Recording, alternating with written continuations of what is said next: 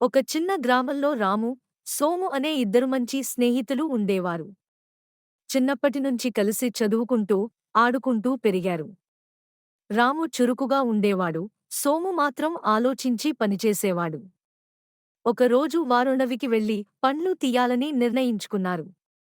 అడవిలోకి వెళ్లిన తర్వాత అకస్మాత్తుగా ఒక ఎలుగుబంటి వారివైపు వచ్చింది. భయపడిన రాము వెంటనే చెట్టెక్కాడు.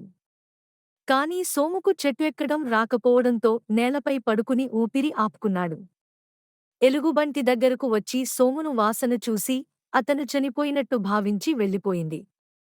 ప్రమాదం తీరిన తర్వాత రాము చెట్టునుంచి దిగాడు. ఎలుగుబంటిని చెవిలో ఏమి చెప్పింది అని అడిగాడు. సోము నవ్వుతూ, అపాయంలో తోడు నిలబడని వాడితో స్నేహం చేయొద్దని చెప్పింది అన్నాడు. రాము తన తప్పు గ్రహించి క్షమాపణ చెప్పాడు. ఆ రోజు నుంచి వారు మరింత నిజమైన స్నేహితులుగా మారారు. ఈ కథ మనకు నిజమైన స్నేహం అంటే కష్టకాలంలో తోడు నిలబడటం అని నేర్పుతుంది.